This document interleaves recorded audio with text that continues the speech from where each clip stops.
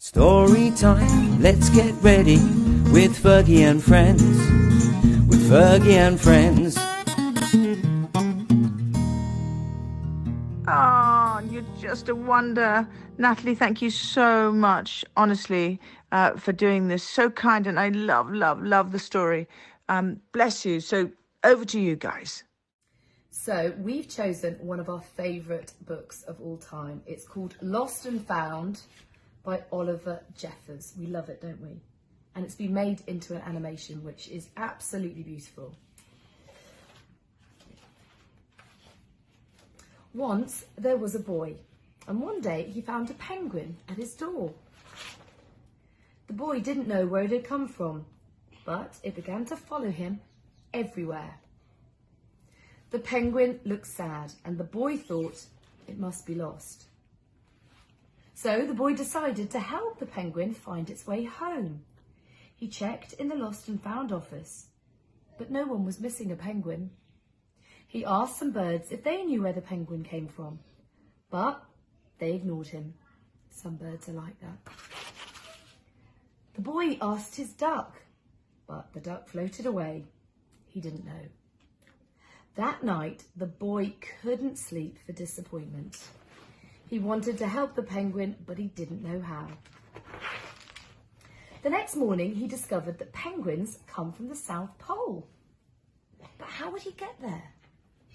He ran down to the harbour and asked a big ship to take them to the South Pole. But his voice was much too small to be heard over the ship's horn. So together, he and the penguin would row to the South Pole. The boy took his rowboat out of the cupboard and they tested it for size and strength. They packed everything they would need, and together they pushed the rowboat out to sea. They rowed south for many days and many nights, with the boy telling stories all the way. The penguin listened to everything that the boy said. They floated through good weather and bad, when the waves were as big as mountains. Wow, look at that. Until they came to the South Pole. The boy was delighted, but the penguin said nothing. Suddenly it looked sad again as the boy held it out of the boat. The boy said goodbye and floated away. But as he looked back, the penguin looked sadder than ever.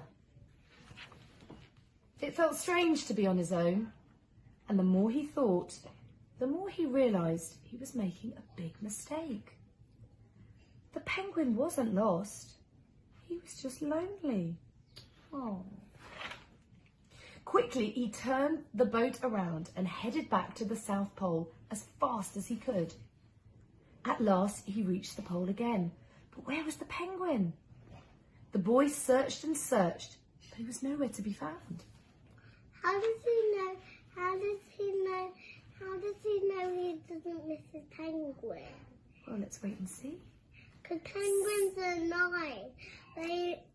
Penguins know each other, but they are the same colour. That's true. Sadly, the boy set off for home.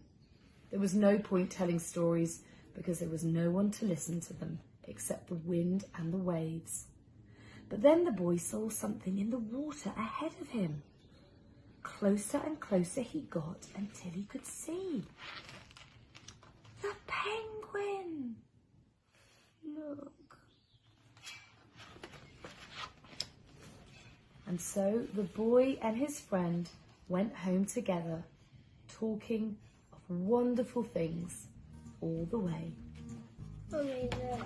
Isn't that lovely? Mummy. Have a kiss. With Fergie and friends. With Fergie and friends.